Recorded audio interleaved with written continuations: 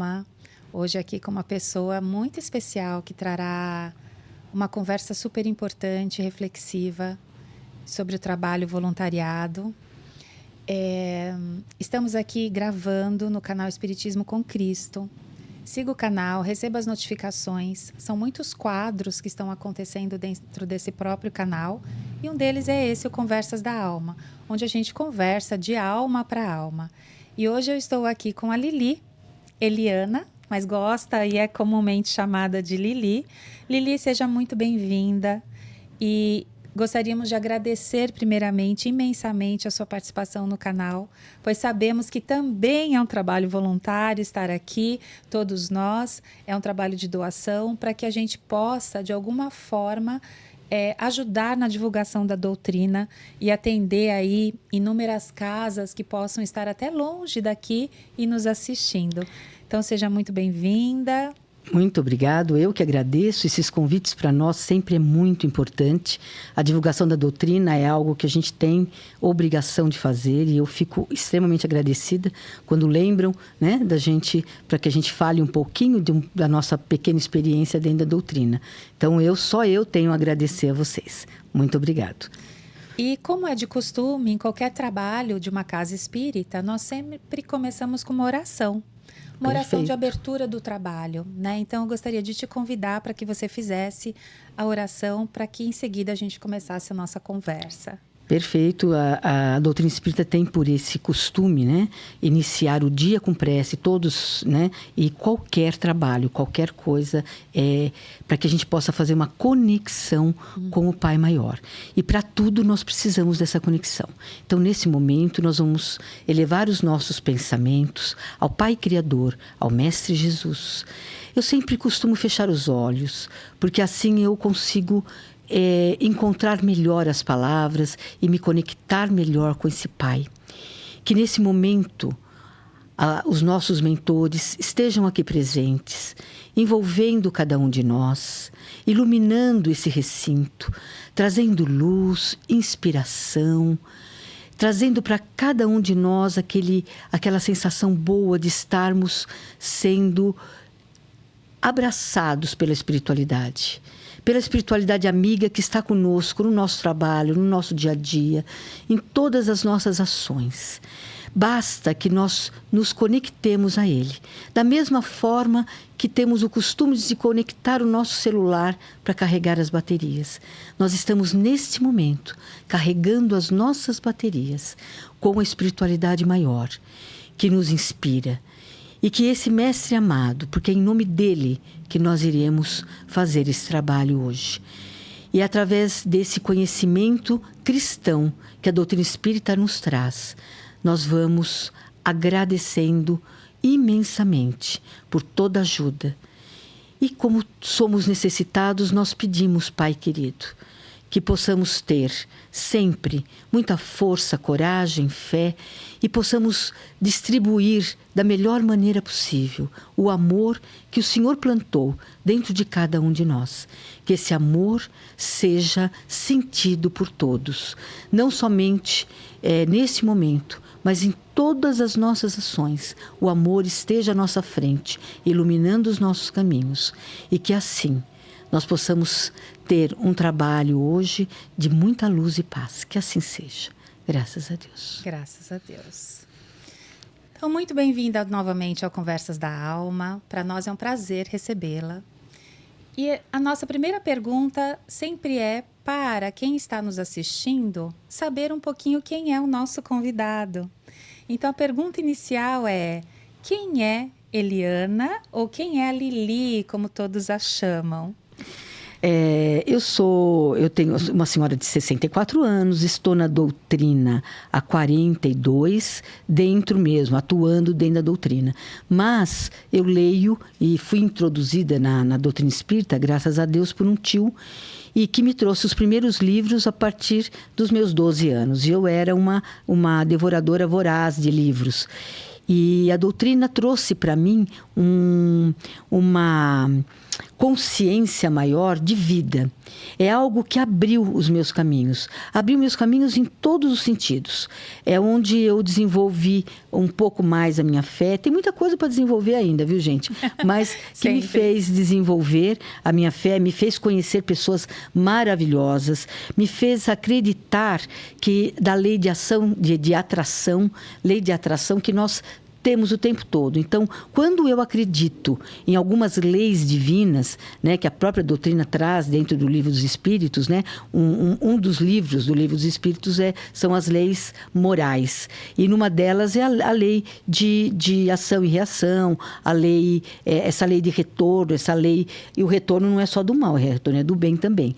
Então, assim, essa doutrina me trouxe tudo que hoje eu posso dizer que eu sou, eu digo que eu sou pautada nessa doutrina.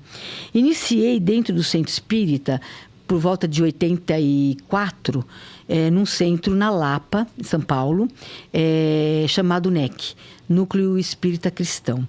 Esse centro já está com 50 anos hoje. E lá eu fiz meus estudos, lá eu fui crescendo e, como sempre, lendo, sempre com um livrinho na mão. E a diretoria do centro sempre me via lendo. E coisa difícil, né? As pessoas têm uma dificuldade enorme em ler. Sim. E eu não lia só, eu iniciei lendo os romances, Zíbia Gasparetto. Às vezes eu vejo algumas pessoas criticarem a Zíbia e eu não gosto, eu acho que é um absurdo porque ela trouxe muita gente para a doutrina. Sim, eu também comecei lendo os livros dela. Né? Então não podemos nunca, como ela fez, aí o problema é dela, mas ela trouxe para a doutrina espírita algo muito bom, que foi trazer as pessoas para a doutrina. Uhum. Isso é algo que a gente não pode deixar de dizer. Então, lendo os romances, depois eu fui lendo os livros mais complexos possíveis. E lá nesse centro, no NEC, eu me tornei diretora de estudos. Mas como eu me mudei, eu morava em Osasco e o centro era na Lapa. Eu me mudei para a região de Santana do Parnaíba e começou a ficar inviável. Era muito longe, muito trânsito. E eu comecei a ficar na região. Carapicuíba e Santana de Parnaíba e Barueri. E comecei a trabalhar em vários centros espíritas, dando palestra, fazendo... trabalhando da forma que eles me pedissem, né? Isso já é um trabalho voluntário. Obviamente, né?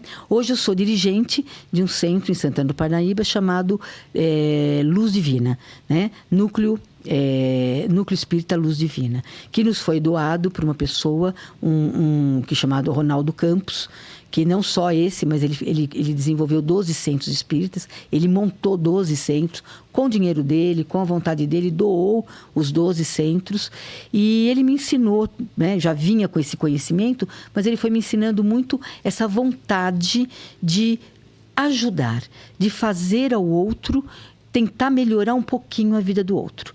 Então, eu desde 84, faço um trabalho voluntário, mas foi crescendo esse voluntariado na minha vida. Ô Lili, mas conta assim primeiro, você falou que adentrou em 84. Alguém te levou para essa casa? Como que foi? Algum conhecido te chamou?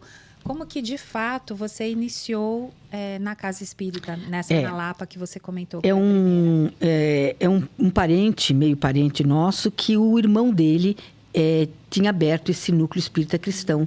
Só que ele não frequentava, interessante. E ele sabia que a gente lia muito e tal. Ele nos levou ao NEC e lá eu e minha irmã, nós ficamos nesse centro durante uns 15 anos. E essa pessoa que nos levou, chamado Agostinho, ele mesmo não continuou. Ele veio dar continuidade aos estudos em Alphaville, no Centro Espírita O Semeador. Né? Ele nos levou lá, porque era do irmão dele, era um centro muito bom. E lá a gente desenvolveu tudo, né? Desenvolveu os estudos e tudo. Porque a gente comenta aqui, muitos até dos entrevistados e das pessoas que a gente assiste nas casas espíritas, né, que nós recebemos lá, muitos vêm movidos até pela dor, por alguma dificuldade, sim, por uma perda muito grande. E você foi por já uma vontade interna de se aprofundar em algo que você já, como falou, você vinha lendo. Então, você foi por um outro caminho, que você chegou à casa espírita, assim, com um propósito maior realmente de aprofundamento do seu conhecimento e de entender o que era aquela doutrina. E não só entender, mas começar a exercer o seu trabalho dentro de uma casa. É isso? Isso mesmo. Mas você sabe que assistindo uma palestra de um Camolese, é um cara muito bom. O Camolese é um palestrante maravilhoso, eu gosto muito dele. Ele, numa das palestras, ele disse assim, que tem um jargão dentro da doutrina que diz, ou você entra pelo amor ou você entra pela dor. Uhum. E ele diz que isso não é verdade. Nós sempre entramos pela dor. Se nós não temos nenhum problema e nos levaram à doutrina, é por uma dor maior que se chama a dor da falta de Deus. A falta de Deus ou a falta de compreensão de Deus, eu sempre gostei muito de religião. Desde muito pequena eu frequentei todas as religiões que tinham no meu bairro. Era presbiteriana, batista, tudo que tinha, católica. O catolicismo, que era da minha família, né, original da minha família, eu entrei para fazer primeira comunhão, como todo mundo entra, 8 vezes. Nossa. Nenhuma delas eu consegui terminar, porque eu não via sentido. Eu não via sentido naquilo. Com 8 anos, 9 anos, aquilo para mim não fazia sentido nenhum. Eu comecei já a questionar a Ave Maria. Quando falava Ave Maria, Mãe de Deus. Eu falava, não pode ser. A Maria não foi mãe de Deus, Maria foi mãe de Jesus. Então, eu já questionava. Aí vem no catolicismo as perguntas, não estou falando mal, porque toda religião é maravilhosa. Sim, e todas trazem suas perguntas. Todas, né? Elas levam a Deus, são caminhos diferentes, todas elas são extremamente importantes. Jamais eu vou dizer, a doutrina espírita é a melhor doutrina, é melhor para mim. Tá? E cada um vai encontrar dentro da sua doutrina o que for melhor. A melhor religião é aquela que te torna melhor. Que faz você ser uma pessoa melhor. Sim. Né? Você tem que mudar através de uma religião. E se essa religião te mudou para melhor, continue nela. Não saia dela.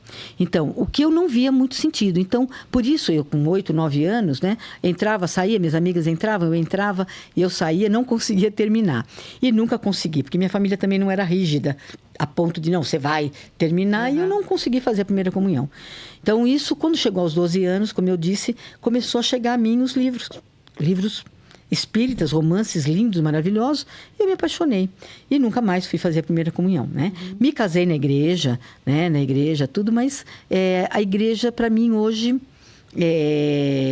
eu vou, assim, por conta de uma missa de 7º dia, de um amigo, alguma coisa assim, por respeito. Uma celebração. Exato, por respeito, mas para mim, hoje, a igreja não tem o sentido que um dia teve. Né? Porque essa busca de Deus, que o Camolese diz, né? Eu não fui por um problema específico, realmente. Graças a Deus, não tinha nenhum problema específico. Mas era um vazio. A palavra que ele usou é um vazio de Deus.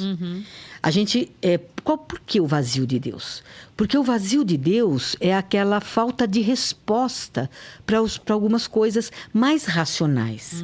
Não é aceitar simplesmente as coisas como nos são colocadas, né? E a gente aceita e pronto, não discute, que são os dogmas, né?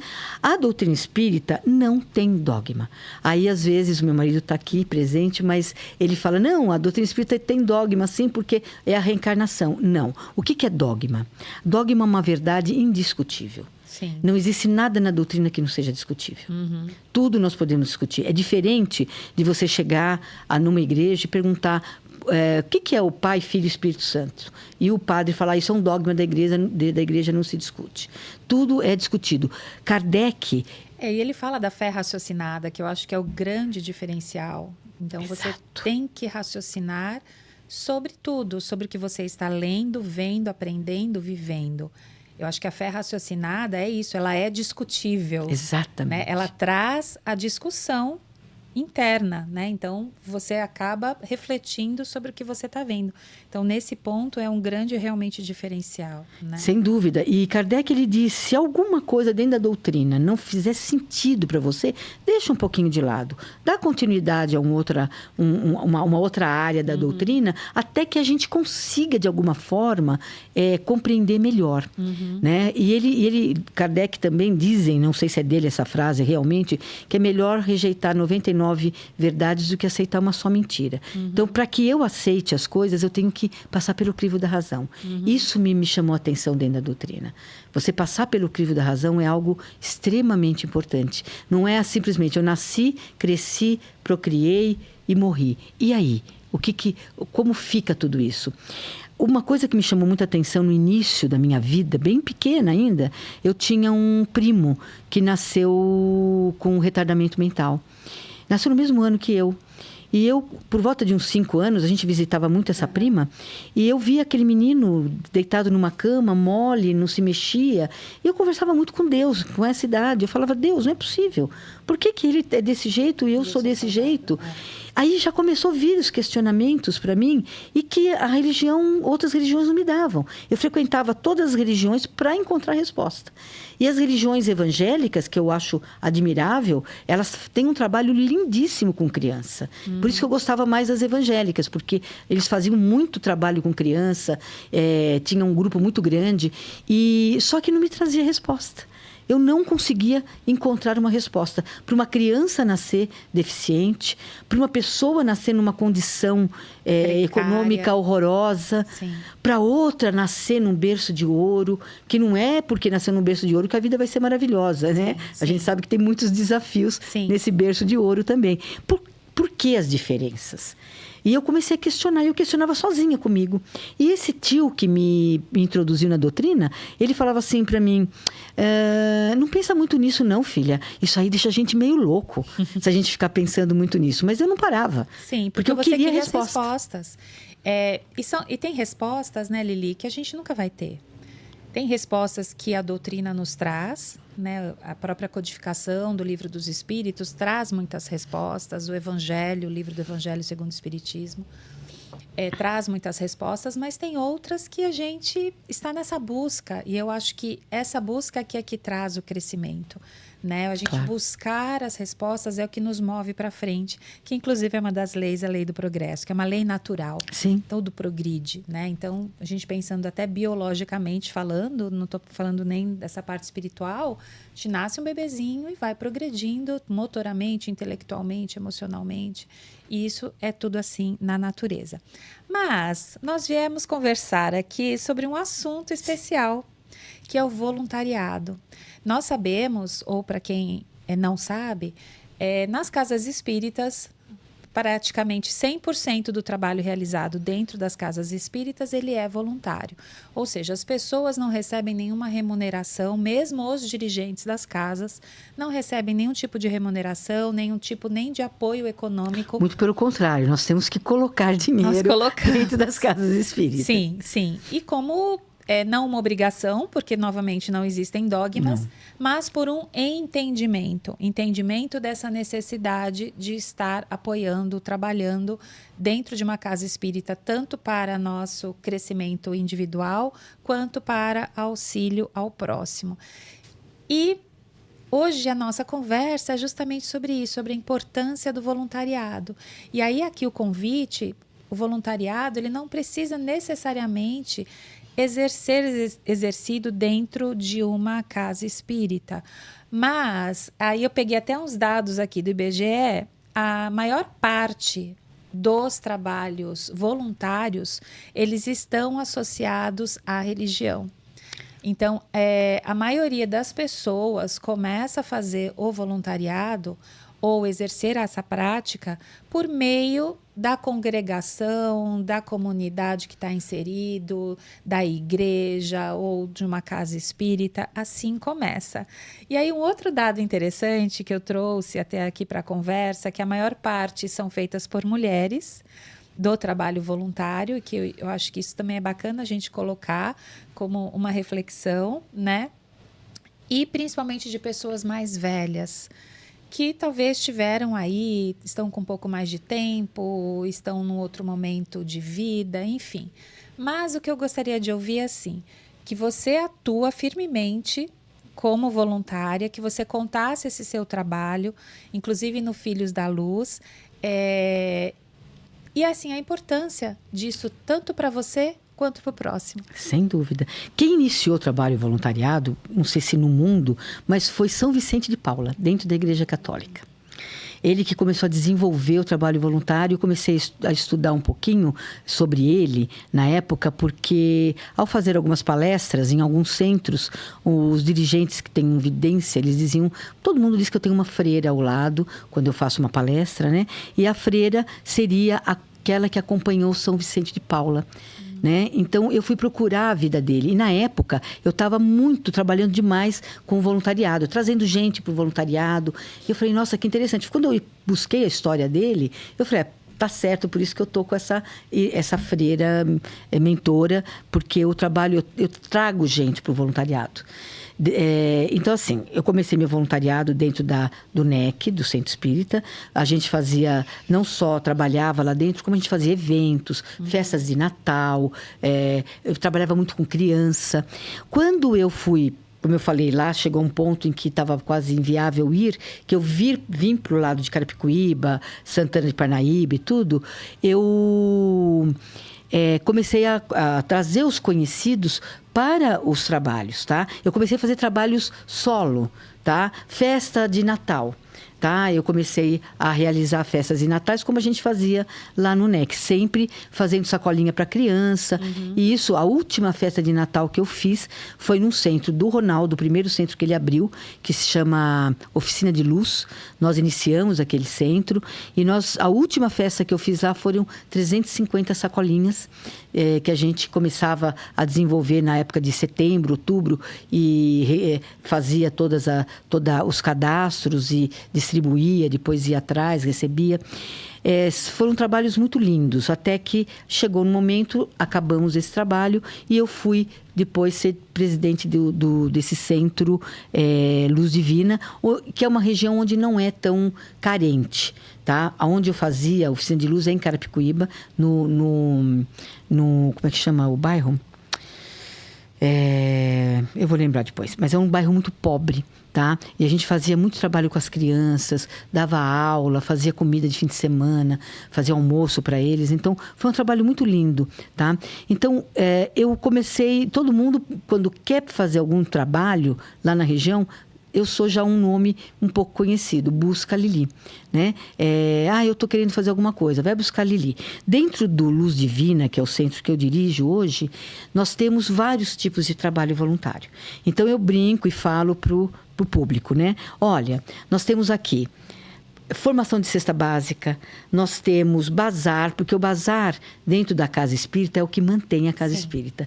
O centro espírita não é muito de ficar pedindo, nós não pedimos de maneira nenhum dízimo ou coisa parecida. Então, o dinheiro é sempre arrecadado com eventos do nosso esforço próprio, né? E então nós temos lá na casa formação de cesta básica, temos o bazar, temos fora da casa um local onde faz almoço todo sábado para criança, é um local bem carente. Nós temos trabalho com animais, né? Nós temos dois, nós não, né? Mas temos amigos que dirigem 2 canis gratuitos, de cachorro retirado de rua e tal. E temos o que para mim é o trabalho mais poderoso, que é a comunidade terapêutica Filhos da Luz, onde são retirados pessoas da rua, tá? E é levado para a internação. Sabendo todos nós que hoje a drogadição é um problema mundial e muito crescente. Muito sério. Muito sério. E que nunca, pelo que eu percebo, li, acompanho, estudo, nunca teve uma política, inclusive pública, integrada entre todas as áreas, porque não é só assistência social, não é só saúde, também tem base de educação, de reinserção dessa pessoa na sociedade novamente. Então, é um problema muito grande, com muitas frentes, né? E que bacana que vocês começaram esse trabalho, que eu sei que ele é esplendoroso. O trabalho realmente começou pequeno. O Ronaldo Campos, como eu disse, ele abriu 12 centros espíritas. Tudo que o Ronaldo faz tem nome de luz, tá, gente? Então, por isso que é Comunidade Terapêutica Filhos da Luz. O Ronaldo, em um determinado momento, daqui a pouco eu vou passar um videozinho dele, ele vai falar melhor, ele fala um pouquinho dele, tá, gente? Mas esse início, tá? Ele vai contar nesse vídeo que a gente vai passar. Mas, então, eu tenho esses 5 tipos de trabalho e eu ofereço para os assistidos da casa. Então, tem pessoas que falam assim, não, eu não quero trabalhar com dependente químico porque eu não gosto, não sei o quê. Eu não gosto muito de trabalhar com gente porque gente é chata. Eu falei, então você tem animal. Mas animal também eu sofro muito. Então, você vai trabalhar com cesta básica. Não é gente, não é animal, não é, né? Ou com bazar. Então, eu falei, gente, vocês não têm como fugir do trabalho voluntário. Porque aqui no Luz Divina a gente arruma trabalho para todo mundo. E eu penso, assim, pensando na trajetória do trabalho voluntário, muitos começam de forma despretensiosa.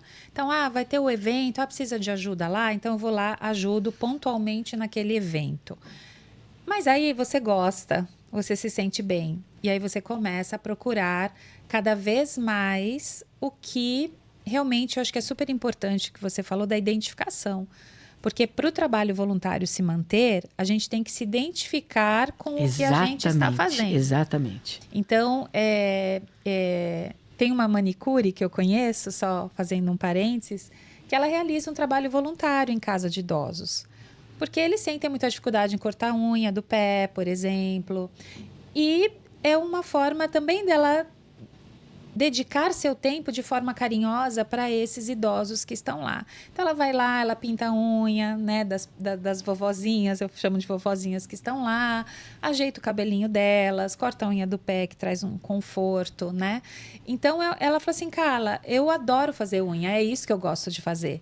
Então, por que eu vou fazer um trabalho voluntário numa área que eu não tenho habilidade? Exatamente. Porque não é só o gostar, às vezes você não tem a habilidade. Então, tem pessoas que realmente têm medo de animais, não gostam, têm os seus receios. Então, para que vai se propor num trabalho? Não vai dar certo.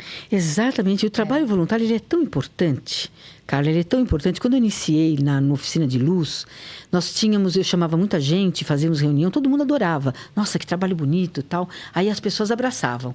Então, eu tive um grupo que quis dar aula de flauta para as crianças. E ela comprou flauta para todo mundo e a gente ia. E ela foi lá 1 mês, mais ou menos. Depois começou a faltar. Faltava uma semana, vinha outra. Trabalho voluntário, gente, não é para fazer quando se quer. Ou você abraça ou você não abraça. Essa manicure que você falou, ela sabe que a unha cresce. Ela sabe que tem um tempo. E que aquelas pessoas ali, aquelas pessoas estão esperando por ela para que ela faça aquilo. Então, eu não posso ir para um trabalho voluntário do dia que eu quero, como eu quero, de vez em quando der, quando eu não tiver nada para fazer. Não, o trabalho voluntário tem que ser assumido na vida da nossa vida como o nosso trabalho remunerado. E entender, daqui a pouquinho eu quero o vídeo, tá? O vídeo primeiro, aquele que é bem curtinho, que é uma fala do Chico Xavier, que é uma pessoa que todos, né, conhecem, seja espírita ou não, e ele fala sobre isso, porque é muito importante. Gente, nós temos que entender que nós estamos no mesmo barco. Nós estamos mergulhados todos. Não adianta eu dizer assim, eu não tenho nada a ver com aquele cara na rua que está caído. Eu tenho. Sim. Eu tenho, você tem, todos nós temos. Nós temos que ter responsabilidade social. Sim. Senão nós não mudamos o mundo. É muito fácil reclamar que o mundo está mal, que tudo está ruim, mas eu não faço nada. Ou se eu faço só quando eu quero. Sim. Então, não, gente.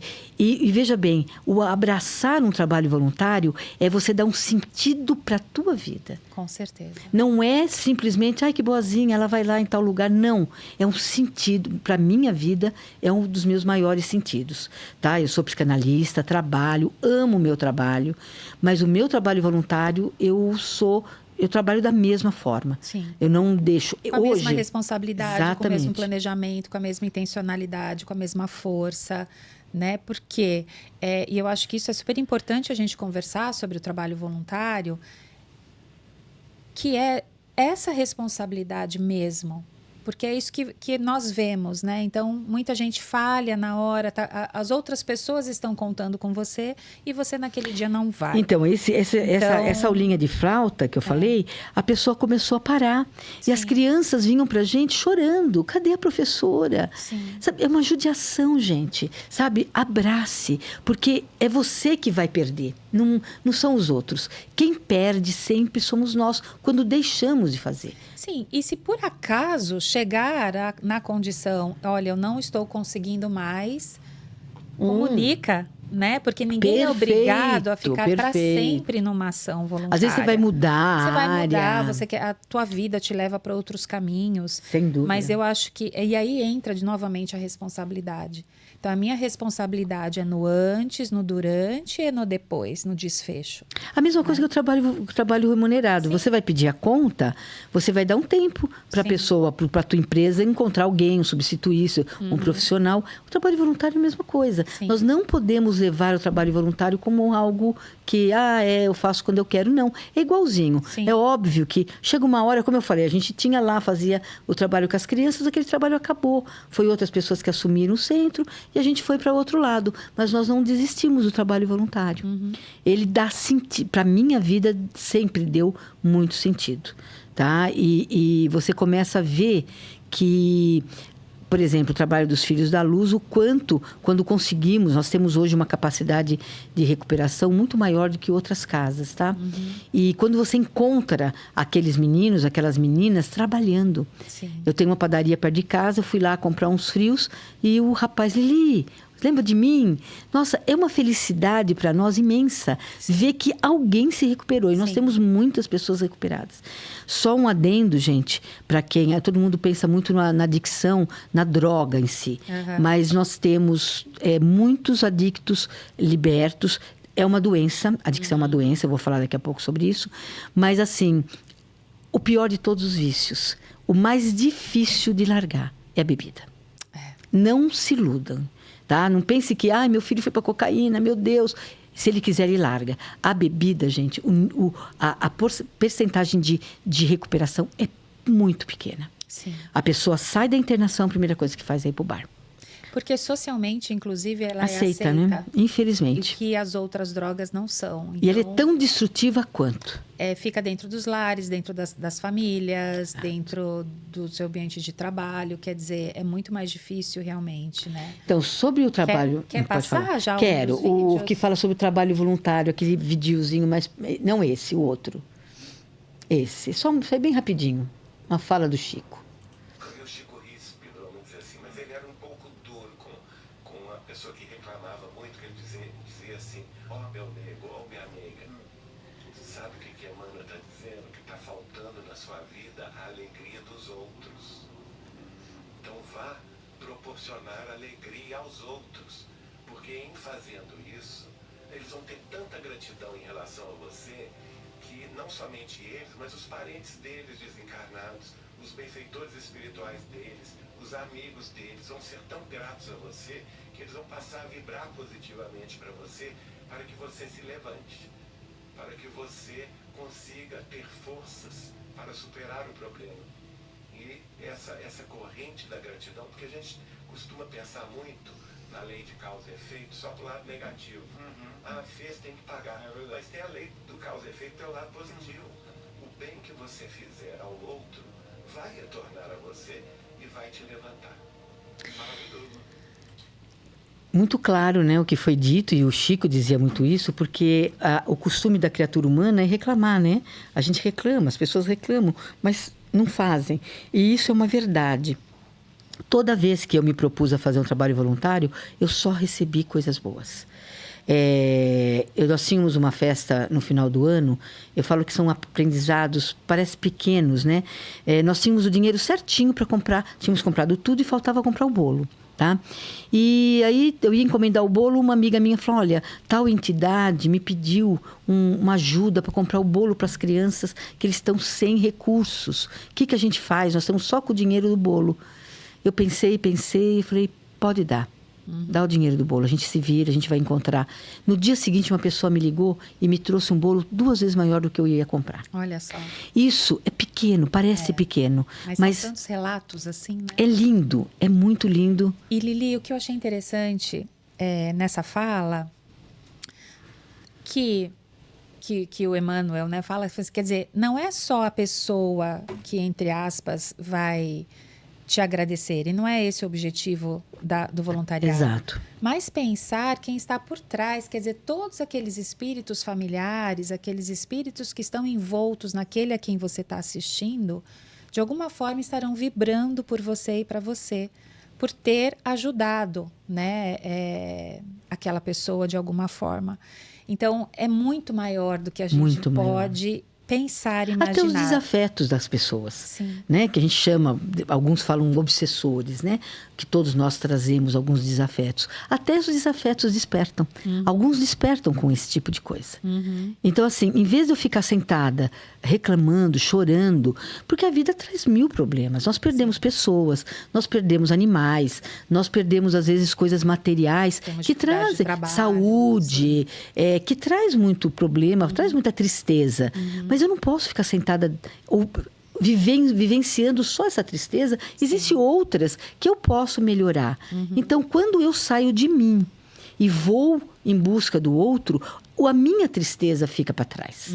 A minha tristeza, quando eu voltar, eu pego a minha tristeza aqui, abraço ela e vamos em frente, mas ela já está menor. Já está menor até porque você se reabasteceu de outras energias. E porque você vê problemas muito maiores fora Sim, você volta com um outro olhar sobre aquilo. Exatamente. Né? Eu acho que quando a gente entra em realidade de pessoas que estão vivendo dificuldades muito maiores que a nossa, a gente repensa, fala, puxa, mas por que eu estou reclamando, né? E eu gosto da palavra reclamar, de ver o sentido etimológico, porque fala reclamar é clamar de novo para si. Exatamente. Então, toda vez que você está reclamando, você está chamando para si novamente aquela dificuldade, aquele problema, aquela tristeza, aquele sentimento. Se a pessoa tivesse essa consciência, sim, ela já começava por aí. Por aí, não vou reclamar porque eu estou trazendo para mim algo que está no passado, que já aconteceu e que agora eu só tenho o hoje e daqui para frente, né?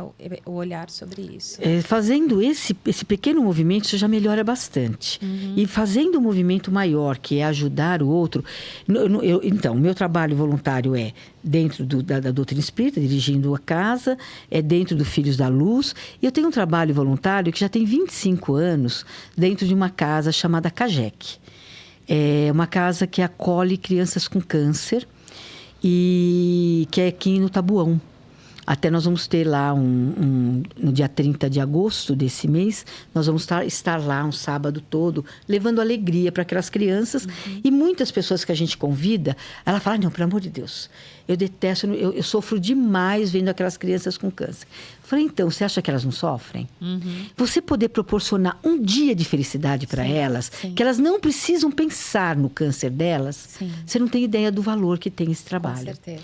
Então, 25 anos lá fazendo esse trabalho, eu sei que é 25 anos porque uma das crianças que foi adotada pela dirigente, ela tinha 8 meses. Ela fez 25 anos agora. Então, é uma coisa que, é assim, a gente chega lá, é uma alegria tão grande para todos e muito mais para nós.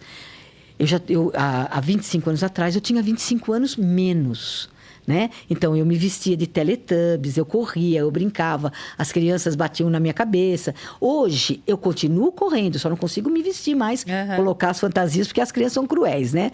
Mas, assim, eu corro... Elas estão cheias de energia, claro, apesar do que elas estão vivendo. Mas não tenha dúvida, elas querem ser felizes. E aquele dia é um dia feliz. E quem me conhece há muito tempo, essa menina que tinha 8 meses, ela tem 25 anos, mas ela é desse tamanhinho. Ela não conseguiu crescer e tal. E eu chego lá, você só escuta a palavra Lili naquela casa. Então, eu corro atrás, eu assusto, eu brinco, eu faço. Então, assim, eu saio de lá hoje bem cansada, né? Não era a mesma coisa que 25 anos atrás. Mas esse cansaço não fala nada. Perto da alegria só física, que a gente volta, sim, daquela casa. Sim. Então, uma pergunta agora, que a gente está falando muito de voluntariado. Você falou que ele traz a nossa própria cura, ele é para nós, né? Os benefícios principais são para nós. Trabalho voluntariado se ensina? Ou seja, como eu, enquanto mãe, enquanto pai, posso ensinar a importância do trabalho voluntariado para os meus filhos? Você tem algum relato, alguma vivência, alguma dica para dar para essas famílias que gostariam de ingressar os seus filhos já desde pequenos nesse olhar de ajuda ao próximo, né, de auxílio ao A próximo? melhor maneira de você fazer isso é fazendo o trabalho. E seus filhos, porque a educação ela é pautada no exemplo. Sim, com Né? certeza. Você pode falar para o teu filho, olha, não fume, mas você fuma. Você pode falar para o teu filho, vai ajudar os outros, mas você mesmo não sai de dentro de casa. Então, assim, a melhor maneira é você fazer elevar seus filhos. Então, se eu não tenho filhos, tá? Mas eu tenho, como eu falei, eu tenho também outro trabalho, que foram 6 crianças adotadas por um grupo, já tem 23 anos, já são todos adultos, e hoje eles estão tendo seus filhos. Então, essas crianças vão comigo em todos os lugares que eu vou. Eles iam, esses que nós pegamos iam, agora estão indo os netos, né? As crianças. Então, assim, eles estão o tempo todo vendo a nossa atuação, tá? Quem está dentro da educação sabe a importância dos 7 primeiros anos de vida. Sim. Então, assim, ensine, mostre, exemplifique para os seus filhos. Por quê? Porque aquilo vai... Se em algum momento o seu filho desviar, no momento da adolescência, eles não querem mais acompanhar, eles ficam rebeldes, não se preocupem, porque vai voltar. A base está lá. Eu tenho construída. exemplo com as minhas sobrinhas, né, que fizeram evangelização infantil, que sempre viu a gente fazendo, correndo, ajudando. E hoje já estão adultas e hoje você vê elas fazendo a mesma coisa. Elas são muito voltadas para animais, porque a minha irmã é voltada para animais. Então, encontra cachorros na rua, pega, leva para casa, arruma a casa para eles, repõe eles. Então, assim, eles vão repetir o teu feito. Sim. Sabe? Não tem como não repetir. E eu acho que você falando tudo isso, né, falando delas, por exemplo, que é com animais, eu acho que cada um tem que buscar dentro de si, realmente é aquilo que te move, né? O que é aquela faísca que está dentro de você, que precisa ser assoprada para virar aí um fogareiro, né? Então, cada um tem a sua faísquinha lá dentro, aquela brasa que está meio adormecida. E é cada um buscar dentro aí do seu leque o que realmente se identifica. Sim. Que eu acho que é um trabalho até de autoconhecimento. Perfeito. Então, para você ser um bom voluntário, você também tem que se conhecer. Conhecer as suas potencialidades, né, as suas habilidades naturais, no que você é bom. E eu penso que no trabalho voluntário, a importância já está no ato de si, ou seja, todos são importantes. Então, como você mesmo falou, eu vou arrumar a cesta básica dentro de uma casa espírita. Puxa, mas isso é muito importante, porque a pessoa que vai receber a cesta básica, alguém precisou arrumar, separar os alimentos, organizar, receber, conferir validade. Isso. Então, tudo é importante dentro de um espaço, seja qualquer que seja, religioso, de trabalho, espaço comunitário, que você pode estar aí ajudando, né? Eu acho que... vamos voltar a falar um pouquinho, não sei se você quer já colocar o segundo vídeo. Isso, então, esse vídeo fala um pouquinho do idealizador desse trabalho. Hoje, o Filhos da Luz nós estamos em 8 casas, onde os internos são espalhados por essas casas. Nós temos uma casa feminina, temos uma casa... É a única casa no Brasil que especificou uma casa para trans, tá? Porque os trans, eles são muito, muito mais marginalizados. Imagine que o adicto... Então, a adicção é uma doença, tá? Iniciando, é uma doença. Antigamente, o drogadito era considerado um vagabundo, safado. Hoje não. Hoje, a adicção, ela é catalogada pela OMS. Tá? Pela Organização Mundial da Saúde. Explica o que é ser um adicto, que talvez tenham pessoas que não saibam. Tá, adicção é uma doença, tá? Catalogada. É você estar não envolvido, mas você estar dependente. É um dependente químico de alguma forma. Não é porque teu filho usou uma maconha que ele vai ser dependente. Tá? É dependente quem tem a doença chamada adicção. Então, a gente fala que por que nunca experimentar? Porque o jovem não deve nunca experimentar, porque ninguém sabe quem é adicto. Tá. A adicção, seja a bebida, seja o cigarro, seja a droga, seja o que for, ela causa dependência. Essa dependência ela é destrutiva, ela destrói famílias e as famílias passam a ser codependentes dos filhos ou daquele que são adictos. E a adicção não tem cura. Você vai ser adicto o resto da vida. Então, não tem aquele que, eu fiz o tratamento, melhorei, posso voltar. Não pode, porque você volta. Então, tem pessoas que usam a droga uma vez por mês, ou quando encontra um amigo. Esse não é adicto.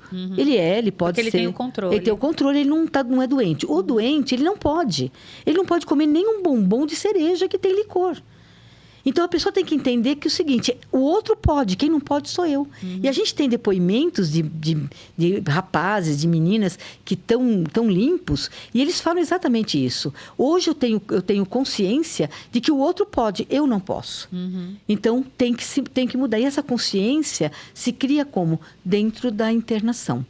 Nós temos alguns que são limpos, eles eram literalmente traficantes. Tinha ponto de tráfico em Carapicuíba. Né? E hoje trabalha para o Filhos da Luz. Então, assim, é muito bonito é muito gratificante você saber que você tirou um ponto de droga. Você não tirou só um adicto da rua. Você tirou um ponto de droga. Sim. Então, esse rapaz, que é o Marcão, tem muito depoimento, não sei se ele aparece no vídeo, mas ele faz muitos depoimentos, porque ele era um grande traficante de Carapicuíba. Quando ele entrou para o Filhos da Luz, ele conhecia todo mundo, porque foi ele que viciou todo mundo que estava lá. Só. E ele hoje está há 8 anos limpo, gente. E trabalhando no contrário. E trabalhando, exato. Né? E eu falo para ele, bacana. na tua vida daqui para frente, você tem que ir trazer gente para cá. Sim. Você tem que resgatar gente. Da mesma forma que você colocou gente nessa vida, o teu intuito trabalho, hoje é resgatar. E ele faz isso. E sobre essa casa trans, que você falou que é a única... No Brasil é específica, né? Específica, porque realmente a gente pensa que, como você mesmo disse, eles já são marginalizados por serem adictos, por as pessoas terem essa visão, que não trabalha, que, né, que é vagabundo, que rouba, que isso, e as pessoas, na verdade, não entendem a complexidade do que é ser um adicto, como você disse, é uma doença até registrada, né, na OMS, enfim. E como surgiu essa ideia de se montar uma casa específica? Então, quais são os problemas a mais de um adicto trans para que ele se recupere e ele volte aí, se recupere no sentido desse entendimento e desse não mais envolvimento com o vício? Então, por quê? Porque quando começou a chegar, então tem o homossexual, tem a mulher trans, tem o homem trans, e a gente, então você vai designar como? Você é homem, vai ficar junto com os homens, né? Se é mulher, vai ficar junto com a mulher. Porque as casas são separadas. Hoje é separada, mas no início não, no início ficavam todos juntos. E aí vem o preconceito e a discriminação. Então, eles acabavam sofrendo naquela situação, porque ali dentro tem de tudo, né? Você tem pessoas de todos os tipos. E às vezes não havia o respeito necessário por eles, né? E nós temos uma trans que se chama Larissa, ela é para nós assim um exemplo enorme, tá? Ela hoje é uma mulher muito bonita e ela é dirigente dessa unidade de trans, né? O Ronaldo resgatou-a não uma vez só, mas várias, tá? Ela vivia praticamente dentro dos cemitérios. Nossa. E fazendo programa dentro do cemitério.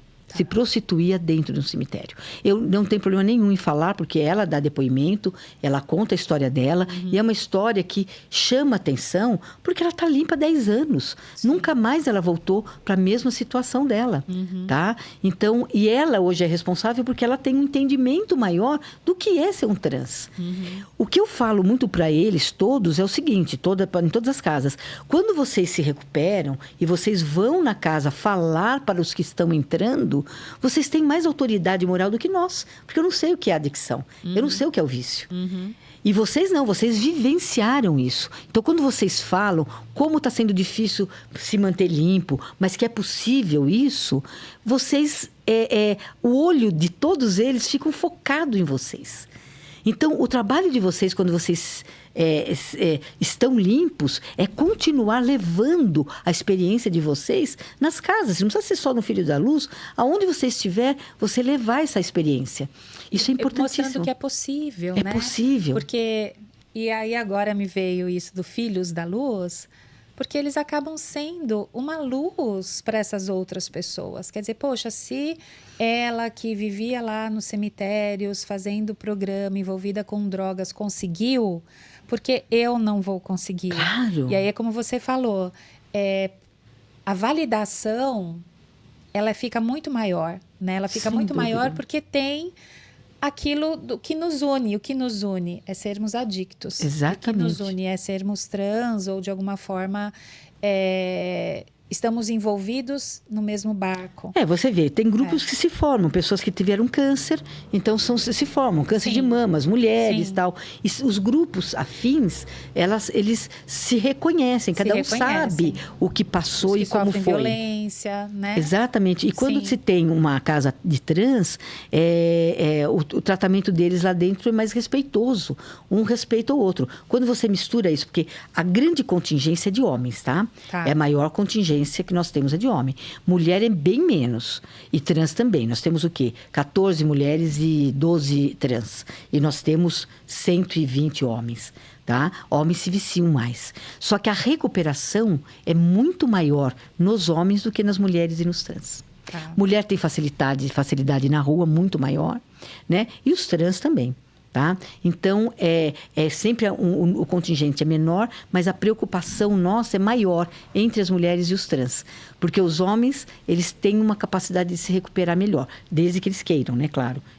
E todo o trabalho que é realizado dentro dessa casa, ele é trabalho voluntário das pessoas? Não, ele tem um grupo tem trabalhadores remunerados dentro da casa, porque nenhuma casa cresce dessa forma se não tiver o trabalho remunerado, né? Então, tem os dirigentes de cada casa, são pessoas, alguns que já passaram pela casa e hoje já são trabalhadores registrados da casa.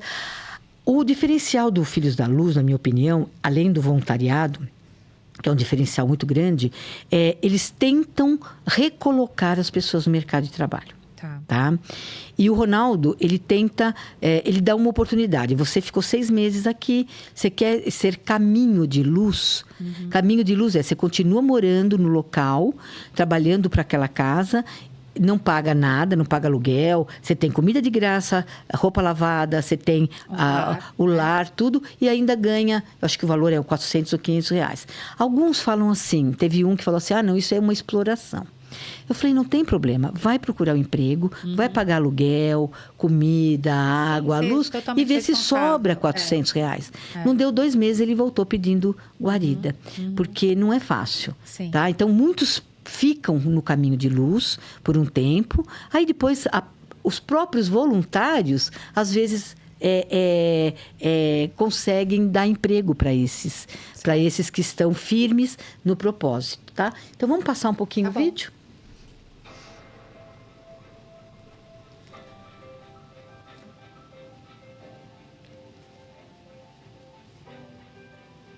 Eu fui um profissional liberal de extremo sucesso, tive uma empresa maravilhosa, extremamente lucrativa, e no auge da minha profissão, no auge da minha carreira profissional, a minha vida desabou, porque eu descobri que dos meus 4 filhos, 2 tinham usado droga e um havia desenvolvido uma doença que eu não conhecia, chamada dependência química por cocaína, e que o levou ao mundo da criminalidade. Para poder ajudar o meu filho, eu tive que dar uma atenção para esse assunto chamado dependência química. E entendi que para ajudar o meu filho, eu tinha que ajudar o filho dos outros. E é assim que surge a comunidade terapêutica acolhedora Filhos da Luz, como uma alternativa para o acolhimento das famílias que enfrentam o desafio do abuso de álcool e uso de drogas dentro dos seus lares. Isso são as famílias que estão visitando Essa é uma das casas. Muito bonito o local.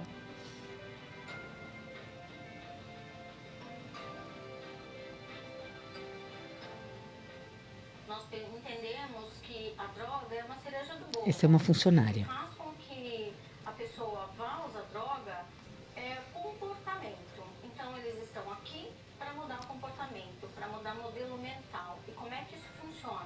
isso é realizado com as nossas aulas, com roda de conversa, fazendo com que todos entendam que a vida que eles levavam era baseada numa ilusão.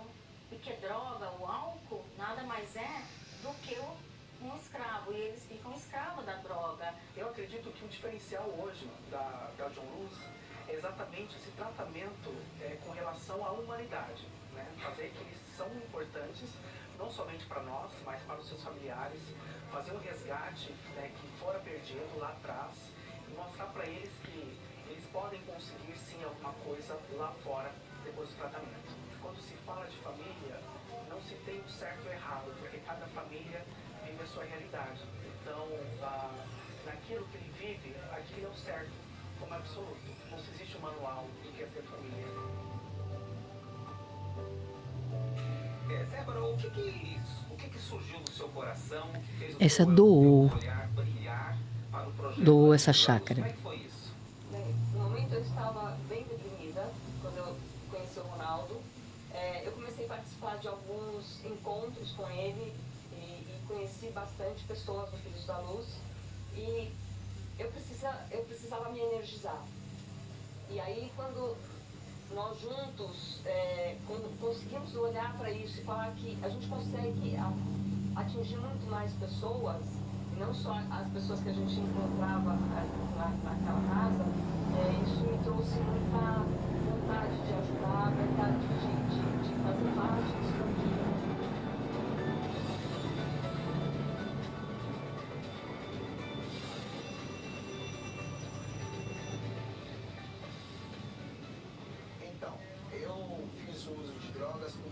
Da minha vida, e antes de eu chegar na Filhos da Luz, eu sofri por 9 anos na rua, usando todos os tipos de droga, bebida, todos os tipos de drogas ilícitas, da maconha, e cheguei ao crack, e a minha vida foi uma vida de derrota, de destruição, até um momento que eu decidi mudar e encontrei um lugar chamado Filhos da Luz.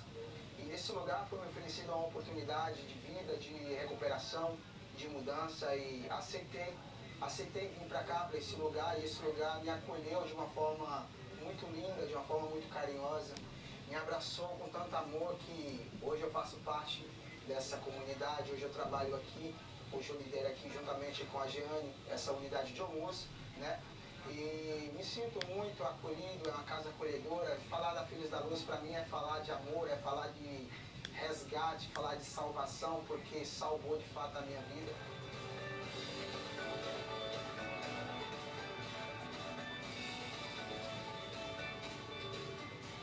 Nós estamos aqui para ofertar soluções. Existe uma dor na nossa sociedade e nós resolvemos enfrentar essa dor. E quando esse ente querido pede ajuda, nós o convidamos para morar em uma das nossas unidades e começar um tratamento de recuperação.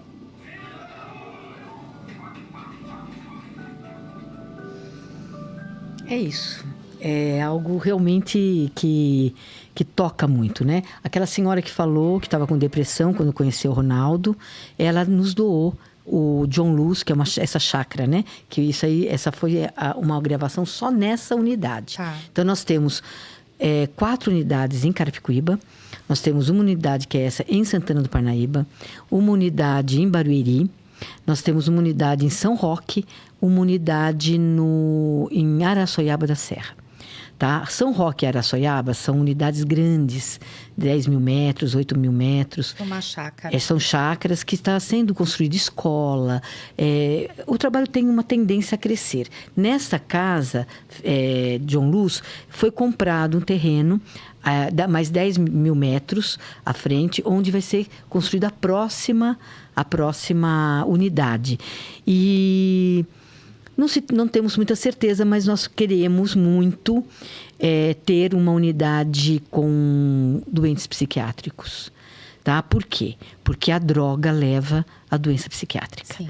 Algumas pessoas nunca seriam esquizofrênicas se não usasse droga. Uhum. Mas com o uso deflagra, né, esse problema que é seríssimo. Destrói, Por isso a nossa preocupação hoje com essa liberalidade, né, essa liberação da maconha.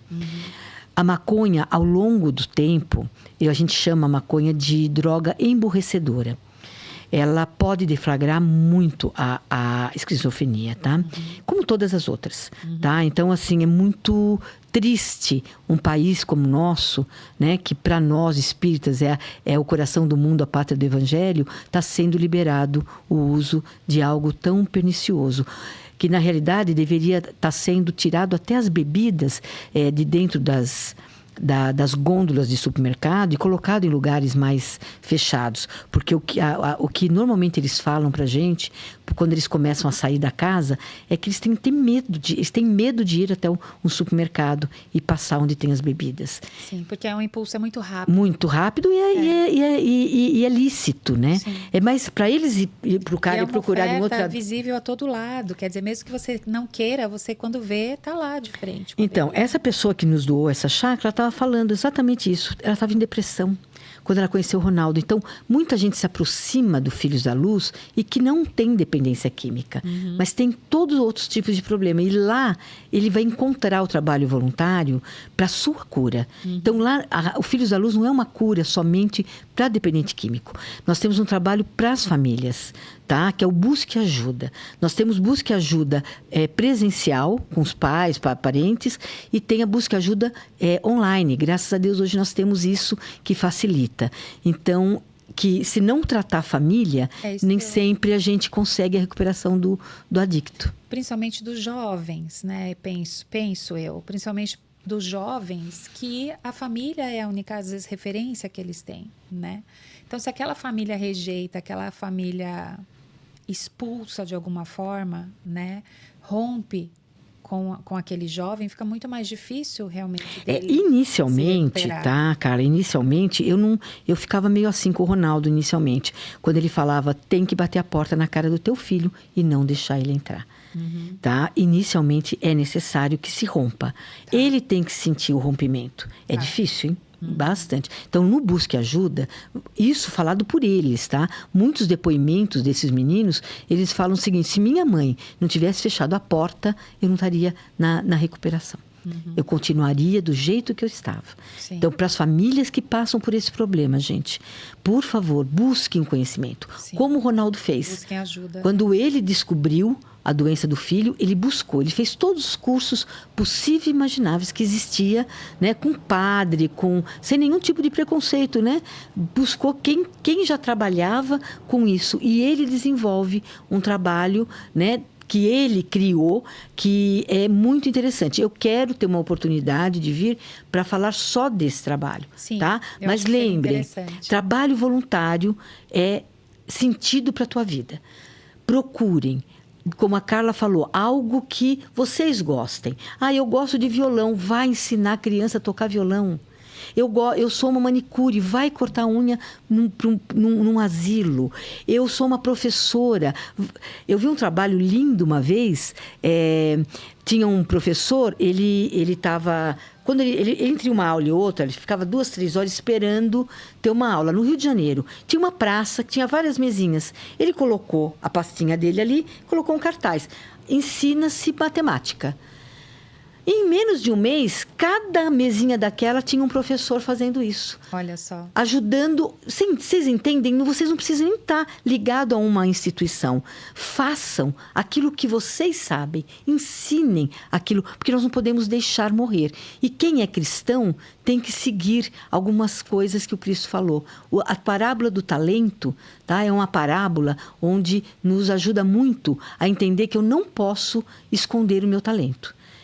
O talento que eu tenho que pôr, eu tenho que utilizar para não só por mim, mas para a evolução do planeta. Eu sou responsável pela evolução do planeta que eu vivo. Não é só o governo, não é só o poderoso. Que os outros façam, nós somos responsáveis. Esse professor começou sozinho com essa ideia e quando percebeu, tinha todos os tipos de professor, de matemática, de português, de história, e com um monte de criança ali fazendo fila. Então, entendam que o trabalho voluntário é a razão de vida, para a gente dar sentido à nossa vida, para diminuir depressão, que nós estamos numa época completamente dominada por problemas psíquicos e a gente se cura. Da mesma forma que o adicto tem cura, você viu o Danilo falando, 9 anos na rua, usando crack. Muita gente fala, não, esse não tem mais jeito. Tem. Ele é um exemplo enorme para nós. Trabalhador, eu brinco com ele, eu falo, olha, se você voltar para a rua, eu vou te buscar nem que for no inferno. Porque ele tem uma família, tem uma criança excepcional, que tem uma paixão por esse pai. Então, tem tanto, a gente tem tanto recuperado desse tipo, então não dá para a gente não acreditar. Sim. Nós somos... Uma coisa, eu quero terminar falando uma coisa para todos vocês. Não esqueçam que nós somos filhos de Deus, com o potencial divino interno. Nós conseguimos fazer e ser aquilo que nós quisermos, mas nós precisamos dar o primeiro passo, tá? Todos, sem exceção, se você pegar o maior de todos os criminosos, você vai ver que esse criminoso também é filho de Deus e também pode fazer alguma coisa, um diferencial na vida dele e na vida de alguém. Ninguém não tem esse poder, tá bom? Nós somos. Então, aproveitem justamente esse poder divino que Deus colocou em nós ao nos criar e façam alguma coisa para esse mundo melhor. Eu acho que é importante a gente já está encaminhando para o final, mas falar e ressaltar que o trabalho voluntariado ele vem crescendo no Brasil e no mundo muito. Após pandemia, houve um crescimento muito maior, que eu acho que muitas pessoas começaram a ressignificar suas próprias vidas, passaram por dificuldades importantes, de perdas importantes, enfim, e que começaram a procurar também aumentar a procura sobre o trabalho voluntariado. E que hoje existem plataformas, então não necessariamente você precisa estar associado a alguma casa religiosa, né? Então, existem plataformas importantes, eu particularmente conheço uma que chama Atados, que a função, e ela foi criada por jovens que queriam fazer trabalho voluntariado, mas não sabiam o que fazer, onde fazer, em que porta bater.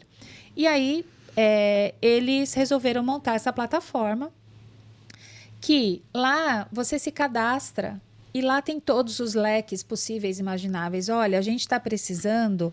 Desde pessoas que peguem cupom fiscal para digitar, para você depois ganhar os benefícios fiscais lá na entidade.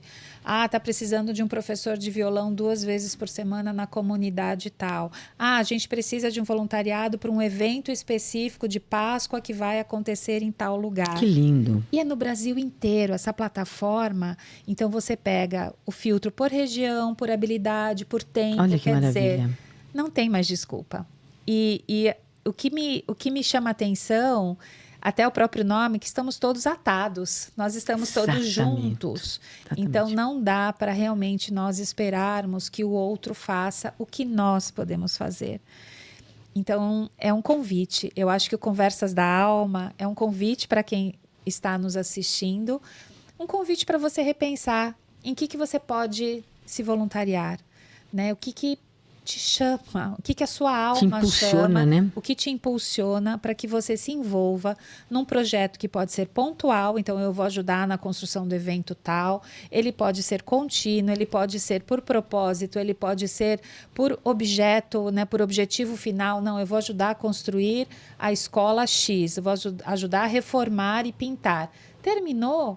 Ok, né? Aquela Sem satisfação dúvida. De ver até aquela sala de aula pintada. Tem gente que se reúne 3, 4 amigas e vai pular corda com criança na favela. Então. Na favela de Heliópolis tem muitos projetos. Sim. Se você procurar no Google projetos voluntários em São Paulo, é uma infinidade, gente. É uma infinidade. Tem hambúrguer do bem. Sim. São coisas assim que você fica muito imagina, feliz, né, de saber que as pessoas... Então, isso dá um sentido para a tua vida e a esperança de um mundo melhor. Uhum. O que está faltando hoje para a criatura humana, que está caindo em depressão, que está se afogando, se enterrando viva dentro de uma casa sem sair, com medo, é você ver o quanto de gente está abraçando obras desse tipo e fazendo a diferença na vida de alguém. Aí a esperança renasce, e não é a esperança do verbo esperar, tá? Sim. Porque às vezes você fica esperando sentado e nada acontece. É do verbo esperançar. Nós precisamos gerar esperança para as pessoas. E gerar a comunidade Filhos da Luz é uma das instituições que gera a esperança na vida das pessoas. Para finalizar, então, só para quem está nos assistindo, depois nós vamos colocar na descrição do vídeo o canal para quem tiver interesse em trabalhar no Filhos da Luz, que queira se voluntariar, enfim, ou que tenha realmente alguma pessoa próxima que esteja necessitando, ou alguma família que precise de ajuda para entender como lidar, aí nós vamos colocar na descrição do vídeo para entrar em contato com vocês, para que essas pessoas aí também possam ser assistidas. Sem dúvida. Então, para finalizar, mais uma vez, gostaria de agradecer muito Lili Eliana, psicanalista, espírita, que segue a vida de gente como a gente. Eu sempre gosto de falar que são pessoas, gente como a gente, pessoas normais, entre aspas, que você não precisa ser extremamente conhecido. O Conversas da Alma é justamente para trazer pessoas do dia a dia e que mostram que é possível fazer a diferença. Então, eu gostaria de te agradecer hoje aqui, porque você trouxe para nós componentes importantes ligados aí ao trabalho voluntário e que eu tenho certeza que trouxe muitas reflexões para quem irá nos assistir. Então, gostaria de agradecer e aí te fazer o convite para voltar, a gente ter novas conversas em outras oportunidades. A porta daqui da casa sempre está aberta para todos vocês. E aí deixar aí as suas palavras finais para que a gente possa fazer esse encerramento. Toda oportunidade que surge da gente falar um pouquinho sobre os trabalhos, principalmente os trabalhos voluntários, a gente tem que abraçar, tá? Até exatamente por conta da gente poder levar um pouquinho de esperança aos corações, como ela disse, pessoas comuns, né? A gente pensa muito quando fala em Gandhi, em Chico Xavier, espíritos, né, missionários. Existem pequenos missionários do nosso lado, muitos, né, que fazem as pequenas coisas. Nós temos pessoas com deficiência física fazendo coisas que você fala, nossa, como é que ela consegue? São pequenas coisas que mudam a nossa vida. Então, como eu tinha dito, não duvidem do poder divino que vocês trazem dentro de vocês. Não se sintam menos porque ainda não fazem ou não sabem o que fazer. Como nós falamos, às vezes se uma pessoa não gosta muito de falar em público, vai fazer qualquer coisa que faça sentido para você, tá? E para alguém. Eu só tenho a agradecer esse canal, que ele tenha muito sucesso e que leve aos corações das pessoas exatamente isso. A esperança está muito perto. Ela não está distante. Né? Quando nós falamos em Jesus, em Chico, em Divaldo, parece que não dá para a gente alcançar, mas a gente consegue alcançar muitos que estão fazendo pouquinhas coisas, mas fazendo e construindo somando, né? alguma coisa para alguém. Se você fizer diferença na vida de uma pessoa, a tua vida já valeu a pena. Então, muito obrigada. Não esqueça, então, de você compartilhar esse vídeo, dar o like, que nos ajuda aqui no canal. Agradecendo sempre ao Estúdio Shift, que nos cede gentilmente esse espaço, a edição, aos que trabalham aqui por trás das câmeras, que estão aqui conosco. Então, muito obrigada a todos e até o próximo Conversas da Alma.